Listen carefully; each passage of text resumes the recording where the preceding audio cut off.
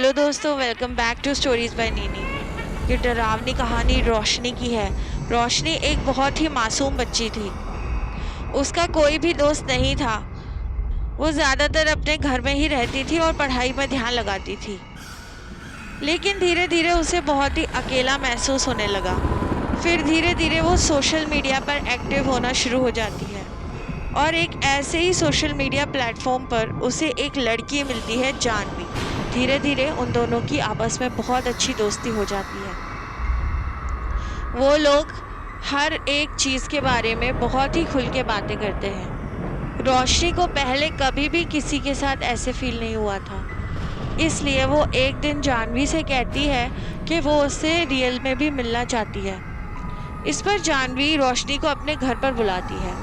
रोशनी जो है वो जानवी से बातें करते करते उस पर इतना ज़्यादा ट्रस्ट करने लगती है कि वो एक बार भी नहीं सोचती कि पहली बार किसी स्ट्रेंजर से उसके घर में कभी नहीं मिलना चाहिए। लेकिन जानवी भी रोशनी से कहती कि वो चिंता ना करे और उसके घर में सिर्फ उसकी मम्मी और वो ही रहते हैं। तो फिर एक दिन रोशनी अपने घर वालों को बिना बताए स्कूल से सीधे जानवी के दिए हुए एड्रेस पर पहुंच जाती है।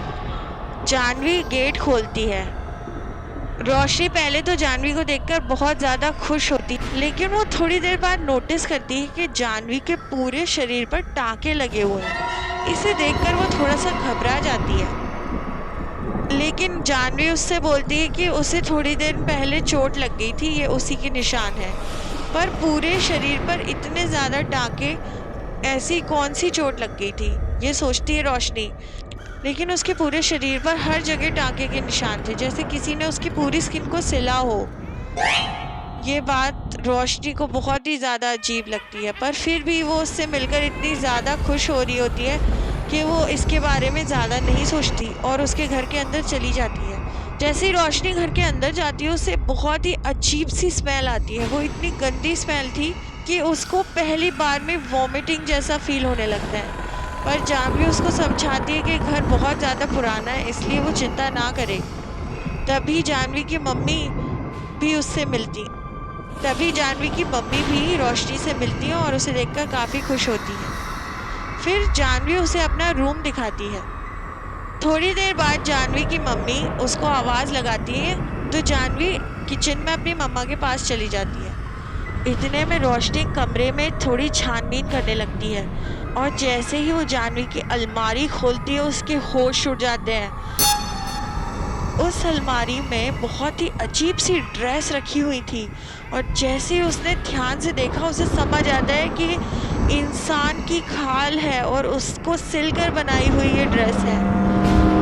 और शायद जानवी ने भी इसी तरह की एक कोई ड्रेस पहनी हुई है और उन ड्रेसेस में से बहुत ही गंदी बदबू आ रही थी। ये देखकर रोशनी बहुत ज़्यादा डर जाती है, तुरंत कबर्ड बंद करती है और वहाँ से भागने की कोशिश करती है। लेकिन तभी वो नोटिस करती है कि किचन में से जानवी और उसकी मम्मी दोनों बड़े बड़े चाकू और कैंची लेकर उसकी तरफ आ रहे हैं। लेकिन बिल्कुल आखिरी समय पे रोशनी दरवाज़ा खोलती है और दरवाजे से सीधा बाहर भाग जाती है। जानवी और उसकी मम्मी सड़क पर कुछ दूर तक उसका पीछा करते हैं, लेकिन तभी सामने से एक गाड़ी आ रही होती है, जिसके सामने रोशनी आकर खड़ी हो जाती है। वो गाड़ी रुकती है और रोशनी उनको सारी बात बताती है और वो गाड़ी वाला एक बहुत ही अच्छा आदमी होता है। वो उसे लेकर सीधे उसके घर पहुंच जाता है। वहाँ रोशनी सारी बात अपने पेरेंट्स को बताती और उसके पेरेंट्स तुरंत ही पुलिस में जानवी और उसकी मम्मी की कंप्लेंट कर देती है और पुलिस के साथ उसके घर के लिए निकल जाते हैं। लेकिन हैरानी की बात है कि जब वो उस घर में पहुंचते हैं तो वहाँ पर कोई भी नहीं होता, कोई भी एविडेंस वहाँ पर मौजूद नहीं होता। यहाँ तक कि जानवी का रूम और उसकी अलमारी भी पूरी तरह खाली होते हैं। पड़ोसियों से पूछने पर पता चलता है कि दरअसल ये मकान बहुत समय से खाली पड़ा हुआ है और यहाँ पर कोई भी नहीं रहता। तो ये थी आज की horror story. Thank you for listening.